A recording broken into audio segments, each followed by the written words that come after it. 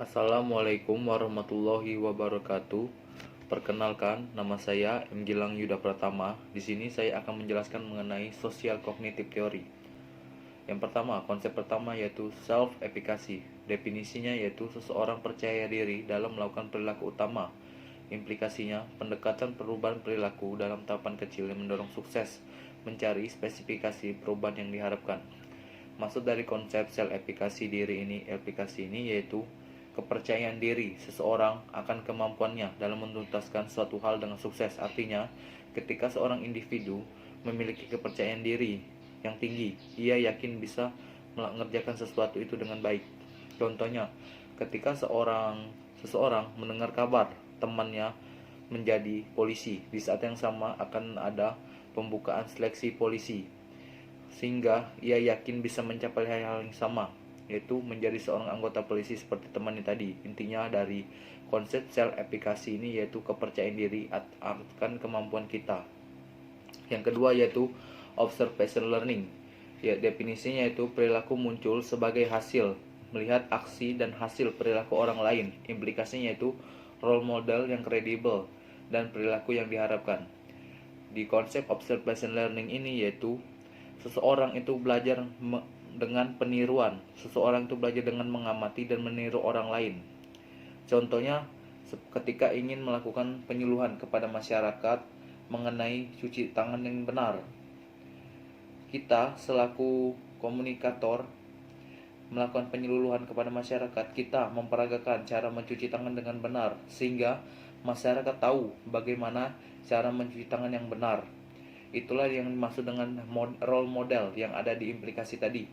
Role model itu dimaksud dengan yaitu suatu fase di mana seseorang memodelkan atau mencontohkan sesuatu melalui demonstrasi bagaimana suatu keterampilan itu dilakukan.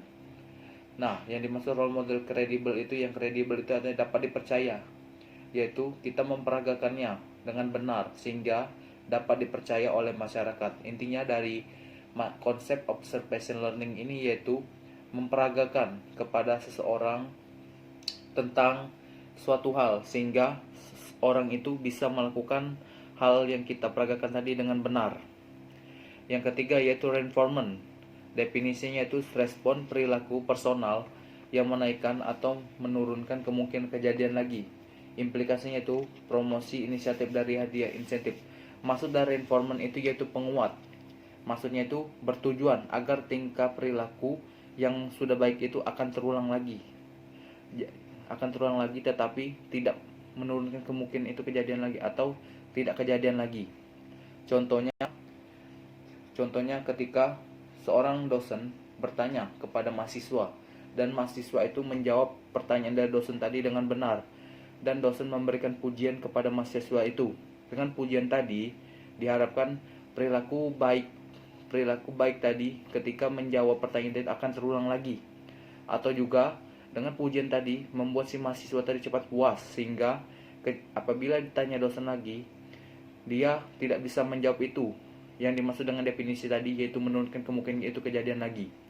Dan diimplikasi itu promosi inisiatif dari hadiah insentif, yaitu maksudnya kita memberi hadiah kepada si mahasiswa tadi, yaitu dengan cara memberi pujian, yaitu dan juga insentif, yaitu bonus atau kompensasi.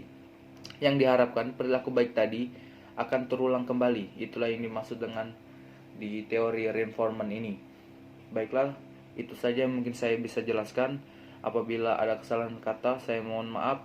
Saya akhiri. Wassalamualaikum warahmatullahi wabarakatuh.